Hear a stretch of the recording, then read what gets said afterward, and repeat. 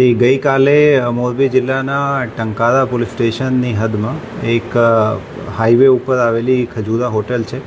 અને એની કેમ્પસની અંદર એક લૂંટના બનાવ બનવા પામેલા અને એ પોલીસના ધ્યાન ઉપર આવતા તાત્કાલિક જિલ્લાના અંદર જે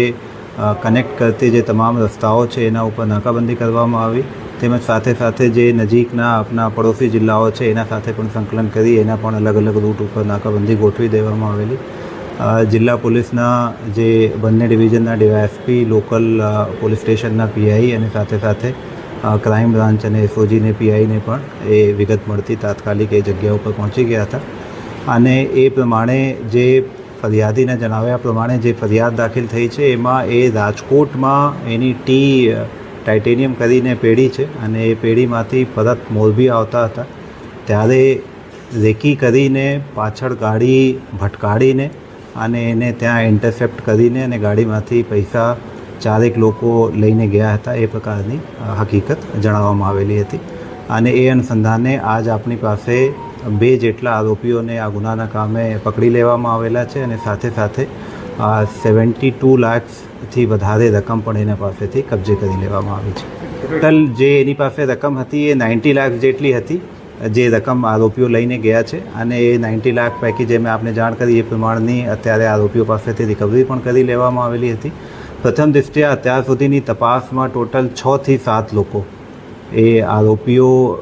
પ્રી પ્લાન્ડ વેમાં આવીને આ પ્રકારના એ જે ઘટના છે એને અંજામ આપ્યા છે અને અત્યાર સુધીની તપાસમાં જે તમામ લોકો છે એ ભાવનગર જિલ્લાના વતની હોવાનું ધ્યાન ઉપર આવેલા છે। પણ મેં આપને જાણ કરી એ ફરિયાદીને જ્યારે એ ખ્યાલ આવ્યો કે કોઈ એનો પીછો કરે છે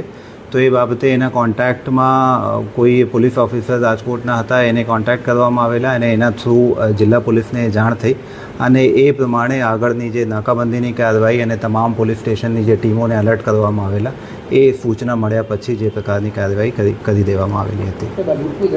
એમાં અત્યાર સુધીની ચૂંકી ઇન્વેસ્ટિગેશન ખૂબ જ પ્રાઇમરી સ્ટેજ ઉપર છે બટ અત્યાર સુધીની તપાસમાં જે વસ્તુ સામે આવી છે જે મેં જાણ પણ કરી કે એ પ્રી પ્લાન્ડ ઘટના હતી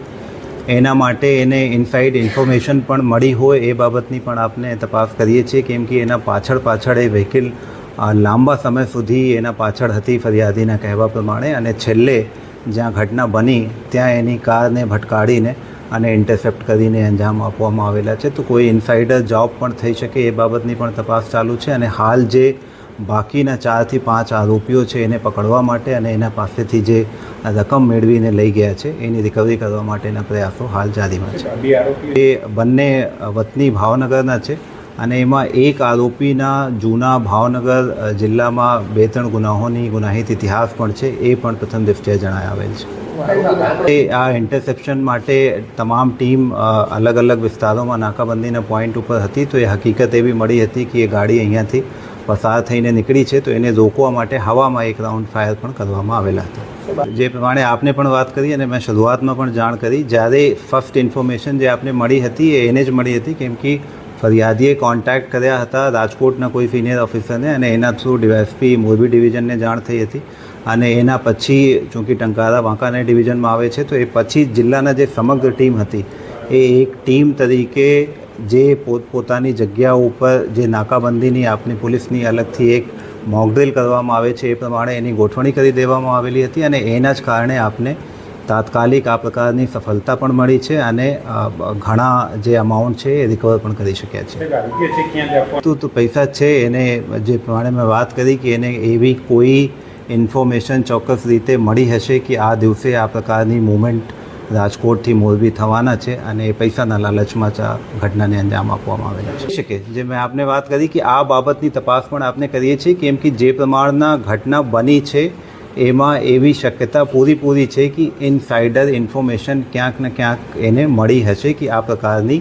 જે કેશ રકમ છે એની મૂવમેન્ટ રાજકોટથી મોરબી આ રસ્તા ઉપર થવાની છે। કેશ સિવાય જે આ પેઢીના જે ડોક્યુમેન્ટ્સ હતા કેટલાક અને જે બેગ વગેરે હતા અને એના ગાડીમાં જે બીજા જે પણ વસ્તુ લઈ ગયા હતા એમાં મોટા પાયે રિકવરી થઈ ગઈ છે। બાકી કેશ અને આરોપીઓની રિકવરી અને એને અરેસ્ટ કરવા ઉપર બાકી છે। 2 ગાડી પણ એમાં કબજે કરવામાં આવેલી છે। ટોટલ સ્ટાફ જે ટંકારા પોલીસ સ્ટેશનના ઓલમોસ્ટ કમ્પ્લીટ સ્ટાફ, મોરબી તાલુકા પોલીસ સ્ટેશનના જે આપણે જામનગરથી બોર્ડરિંગ જે રસ્તાઓ લાગે છે એના ઉપર નાકાબંધી માટે સ્ટાફ ગોઠવવામાં આવેલા હતા. બંને સિનિયર ડીવાયએસપી જે છે એ પણ જગ્યા ઉપર હાજર હતા અને સાથે સાથે LCB SOGની સમગ્ર ટીમ પણ એ કામગીરીમાં જોડાઈ હતી.